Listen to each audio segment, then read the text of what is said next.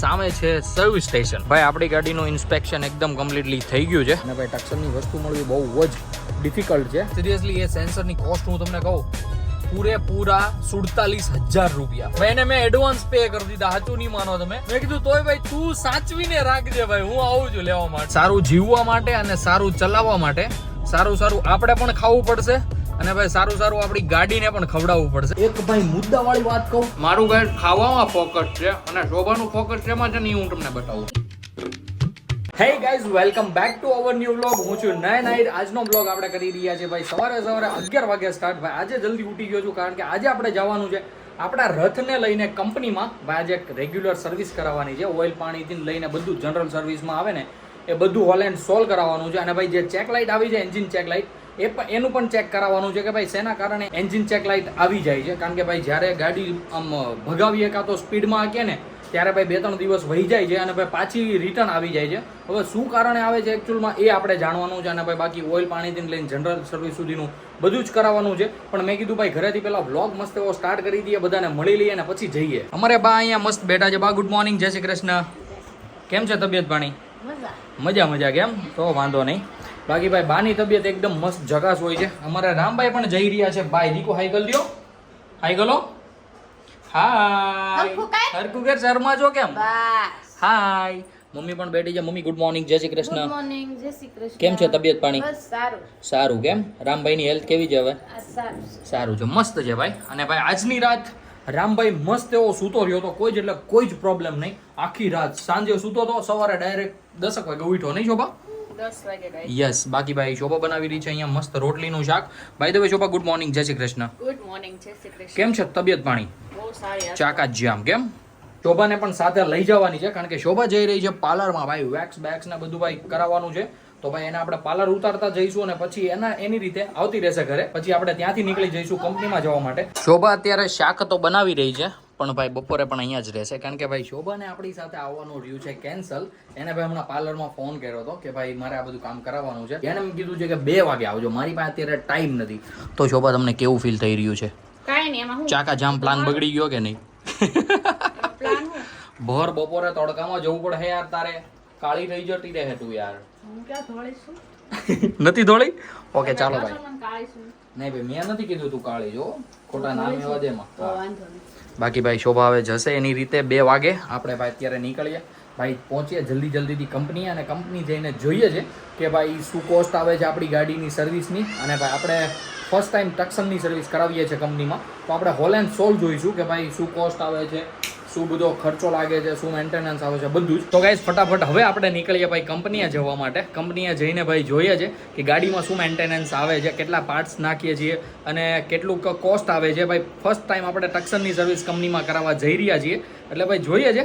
ભાઈ હું પણ બહુ જ એક્સાઇટેડ છું કારણ કે ભાઈ ફર્સ્ટ ટાઈમ ટક્સનની સર્વિસ થઈ રહી છે ને કંપનીમાં, એટલા માટે. તો તમે પણ મસ્ત કન્ટિન્યુ બ્લોગમાં બન્યા રહેજો. આપણે કંપનીએ જઈને મળીએ ડાયરેક્ટ. કેમ થાય મમ્મી?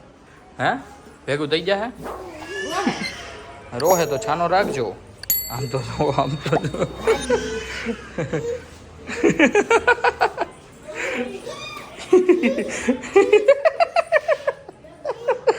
ભાઈ ગજબ જીદ છે હો રામભાઈની. આપણો રથ ભાઈ એકદમ મસ્ત ચાકા જામ પડ્યો છે. તો ગાઈઝ સર્વિસ પણ સાથે થઈ જશે કારણ કે ભાઈ જનરલ સર્વિસમાં ચાકા જામ સર્વિસ પણ કંપનીવાળા કરીને દે. તો ભાઈ આપણે ધોવડાવવાની કોઈ ટેન્શન નહીં રહેશે કારણ કે ભાઈ નકર હું 1 થી 2 દિવસમાં જવાનો હતો ગાડી વોશ કરાવવા માટે, પણ એ ભાઈ આપણે નહીં જવું પડશે. આપણે પહોંચી ગયા છીએ મહારાણા પ્રતાપ ચોક. અને ગાઈઝ હું જે એન્જિન ચેક લાઇટની વાત કરતો હતો ને એ લાઇટ આવી રહ્યા છે હવે. આઈ ડોન્ટ નો ભાઈ એ આમ ક્યારેક આપણે સ્પીડમાં ચલાવીએ કે પછી લાંબો રૂટ કાપીએ ને ત્યારે જતી રહી છે. અને ભાઈ પછી જેવી સ્લો ગાડી સિટીમાં ગાડી ચલાવીએ ને એટલે પાછી લાઇટ આવી જાય છે. ભાઈ હવે શેના કારણે આવે છે ને એ જ આપણે ચેક કરાવવાનું છે. ગાઈઝ એસીનો ફ્લો 4 ઉપર છે ને તો પણ આટલી ગરમી થઈ રહી છે ને શું તમને વાત કરું. ભાઈ બહારનું તાપમાન હું બતાવું ને તો ભાઈ 34 સેલ્સિયસ છે. એટલે ભાઈ વરાળું કાઢે વરાળું એમ. ભાઈ ચોમાસામાં પણ આટલી હેવી ગરમી એટલે ભાઈ બહુ મોટી વાત કહેવાય ભાઈ. સિરિયસલી ગજબની ગરમી છે હો ભાઈ આજે.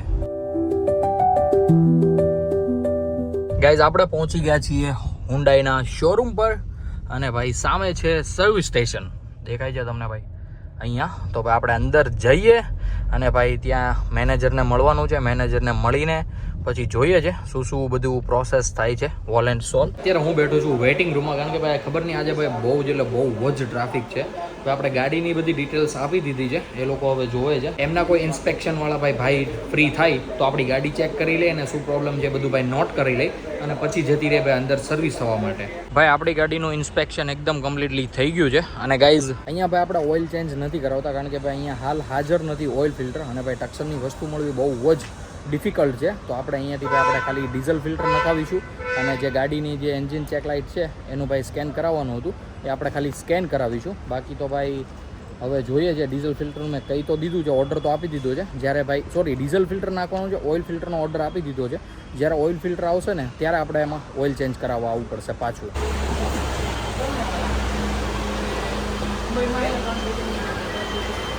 આપણો રથ ભાઈ આવી ગયો છે આપણા હાથમાં, અને ભાઈ એકદમ મસ્ત ચકાચક ડીઝલ ફિલ્ટર ચેન્જ થઈ ગયું છે. અને ભાઈ જે કંઈ પણ એરર હતી એ એરર પણ સોલ્વ થઈ ગઈ છે. હવે એરરમાં એવું કીધું છે કે સેન્સરમાં કોઈક ફોલ્ટ આવે છે. ફોલ્ટમાં એવું છે કે સેન્સર ખરાબ નથી, લગભગ એનો જે પ્લગ આવે ને પ્લગ એન્ડ પિન એ ખરાબ છે. તો એણે કીધું છે, અત્યારે તો મેં કાઢી નાખ્યું છે અને ભાઈ એને પ્લગમાં સ્પ્રે પણ મારી દીધો છે, જે આપણે જંગ સ્પ્રે આવે ને હીરોએ એનાથી. ભાઈ હવે એમને કીધું છે જો આનાથી પ્રોબ્લેમ સોલ્વ થઈ જશે ને તો એરર નહીં આવશે. બાકી જો હવે પ્રોબ્લેમ આવશે ને તો સેન્સર એકવાર ચેન્જ કરવું પડશે, એકવાર એટલે ચેન્જ જ કરવું પડશે. અને ગાઈઝ સિરિયસલી એ સેન્સરની કોસ્ટ હું તમને કહું પૂરેપૂરા 47,000 રૂપિયા. એક એવડા એવા સેન્સરના, એવડા એટલે આંગળી જેવડું પણ સેન્સર નથી. કઢ્યા હોય તો નાખી છે એરર, અને જો આવશે તો પછી આપણે સેન્સર જ નખવી દેશું. અને બાકી ભાઈ એકદમ મસ્ત ચકાચક થઈ ગઈ છે. અત્યારે હું જઈ રહ્યો છું ઉધના ભાઈ સોહમ મોટર્સમાં. જે આપણને કંપનીમાં ઓઇલ ફિલ્ટર નહોતું મળ્યું એ ઓઇલ ફિલ્ટર ભાઈ સોહમમાં પડ્યું છે. તો હું જઈ રહ્યો છું ત્યાંથી ભાઈ હું લઈ લઈશ ઓઇલ ફિલ્ટર, પછી ત્યાંથી આવીશ મીડા સ્ક્વેરમાંથી લઈ લઈશ ઓઇલ, અને પછી ભાઈ આપણે ઓઇલ ચેન્જ કરાવવા જઈશું જીગા પાસે. ભાઈ છેલ્લે ભાઈ જીગા પાસે તો જાવું જ પડે. ખબર નહીં ભાઈ જીગા હારે આમ શું ગાઢ મેળ થઈ ગયો છે. કંપનીમાં હું ગયો તો ભાઈ ઓઇલ ને બધું ચેન્જ કરાવવા માટે, પણ ભાઈ કિસ્મત તો જો ઓઇલ ફિલ્ટર જ નહીં. અને ઓઇલ ફિલ્ટર વગર ભાઈ ઓઇલ ચેન્જ કરાવવું કોઈ મતલબનું જ નહીં. ગૂગલમાં મેં સર્ચ કર્યું કે સુરતમાં કેટલા ભાઈ જેન્યુઅન પાર્ટ વેચે છે. પછી મને ગૂગલમાંથી 4-5 કોન્ટેક્ટ મળ્યા, એમાં બધામાં મેં ફોન કર્યા, એ લોકોએ પણ 1-2 જગ્યાએ ફોન કર્યા. એવી રીતના ભાઈ ફાઇનલી મને ઓઇલ ફિલ્ટર મળ્યું છે. ભાઈ એને મેં એડવાન્સ પે કરી દીધા, સાચું નહીં માનો તમે. મેં એને પૈસા હોત ને એડવાન્સમાં પે કરી દીધા કે ભાઈ લે પૈસા અને તું મારી હાટું બચાવીને રાખજે. ભલે એ કે ભાઈ ટક્સનના ઘરાક ન આવે એટલા જલ્દી લેવા માટે. મેં કીધું તોય ભાઈ તું સાચવીને રાખજે ભાઈ, હું આવું છું લેવા માટે. એને ભાઈ સાઈડમાં મુકાવડાવ્યું કાયદેસર, અને અત્યારે હું જઈ રહ્યો છું ત્યાંથી ભાઈ ઓઇલ ફિલ્ટર ઉપાડીએ અને મીડિયા સ્ક્વેરમાંથી ભાઈ ઓઇલ ઉપાડીએ અને પછી પાછા જઈએ જીગા પાસે ઓઇલ ચેન્જ કરાવવા માટે.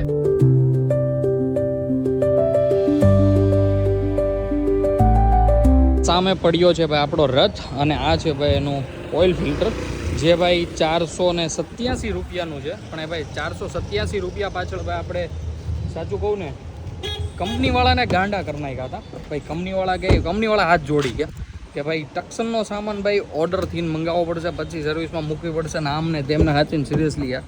પણ ભાઈ જે હોય એ ઓર્ડર કરવો પડે કે વેઇટ કરવી પડે, પણ ભાઈ ગાડી એટલે ગાડી છે એમ. સિરિયસલી આમ ફીલ આવે, ચલાવીએ ને ગાડી ફીલ આવે ભાઈ કમ્પ્લીટલી. અને ત્યાંના બધા શું કહેતા હતા ખબર, મેનેજરથી લઈને સર્વિસમેન સુધી ભાઈ કે આ ગાડી આવે પ્રીમિયમ સેગમેન્ટમાં. એટલે ભાઈ આનો સામાન હુન્ડાઈ વાળા જ નથી રાખતા, કારણ કે ભાઈ ગાડી એક તો વેચાણી છે રેર, સર્વિસ કરવા માટે આવે રેર, એટલા માટે ભાઈ પછી સામાન પેડો રહીને ભાઈ આના સામાન મોંઘા. એટલે વાત પૂછો માં તમે સિરિયસલી.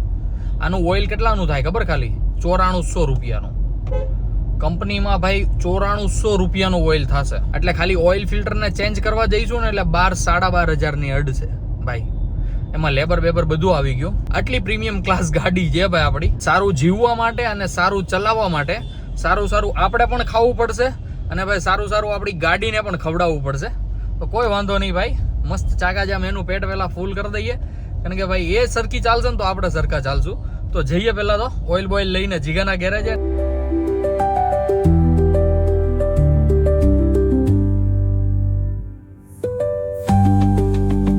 ગાઈઝ આપણે પહોંચી ગયા હતા મીડા સ્ક્વેર, અને ભાઈ આપણે ઓઇલ પણ લઈ લીધું છે. 2 ડબ્બા હતા, એટલે ભાઈ આપણે આવતી વખતે વ્લોગ નહોતો શૂટ કરીએ કારણ કે ભાઈ 2 હાથમાં એક ડબ્બું હતું. 4.5 અને 3.5 ભાઈ એમ કરીને 8 લીટર ડીઝલ લીધું છે.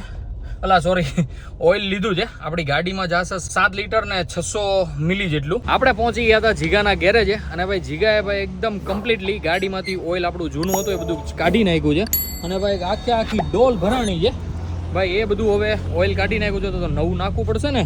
તો અત્યારે જીગો નાખી રહ્યો છે નવું ઓઇલ. શું કે જીગા નાખી દેવું છે?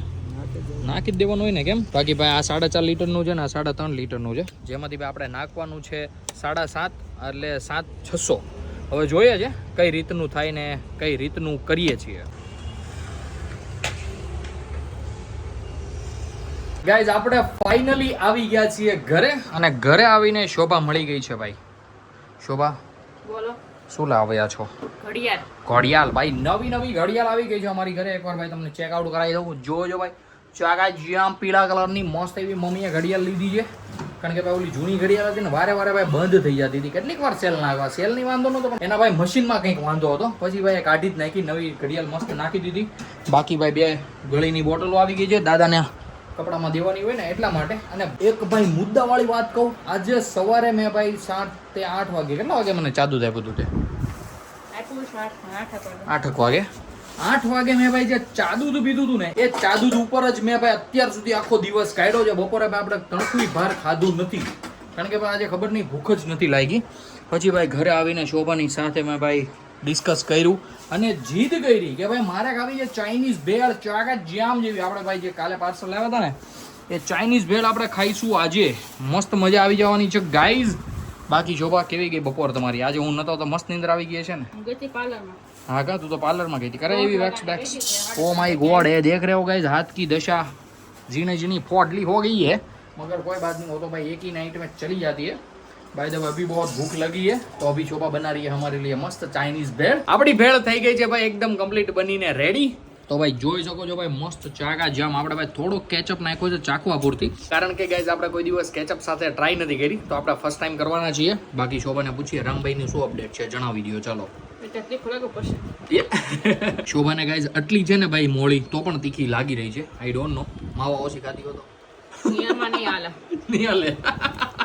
મારું ગાઈઝ ખાવામાં ફોકસ છે અને શોભાનું ફોકસ શેમાં છે ને હું તમને બતાવું.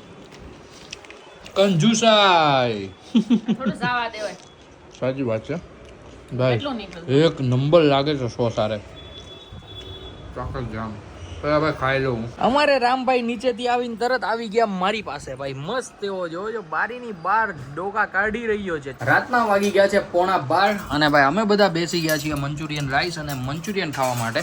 ભાઈ બધાએ જમી તો લીધું જ હતું પણ બધાએ ભાઈ આદુ અધૂરું ખાધું હતું તો અત્યારે પાછી ભૂખ લાગી ગઈ હતી તો ભાઈ ઘરે આવી ગયું છે મંચુરિયન અને મંચુરિયન રાઈસ. ભાઈ એકદમ મસ્ત પેટ ભરીને ભાઈ આપણે મંચુરિયન અને મંચુરિયન રાઈસ ખાધું છે, મજા આવી ગઈ. તો ગાઈઝ અત્યારે મમ્મી પપ્પા ભાઈ શોભા બધા જ જતા રહ્યા છે સુવા માટે અને ભાઈ આપણે મસ્ત બેસી ગયા છીએ આપણા સિંહાસને, કારણ કે ભાઈ આપણે કરવાનો છે વ્લોગ એડિટ અને ભાઈ આવતીકાલે છે રક્ષાબંધન તો ભાઈ બધું જ કમ્પ્લીટ કરીને સૂવું પડશે. તો અત્યારે હું બેસી જાઉં વ્લોગ એડિટ કરવા માટે. આજના વ્લોગને આપણે કરી દઈએ અહીંયા જ એન્ડ. આઈ હોપ કે આજનો વ્લોગ તમને ગમ્યો હશે. ગમ્યો હોય તો લાઈક કરી દેજો, ચેનલ પર નવો હો તો સબસ્ક્રાઈબ કરી દેજો. મળીએ કંઈક આવા જ મસ્ત ધમાકેદાર વ્લોગ સાથે. ત્યાં સુધી બાય.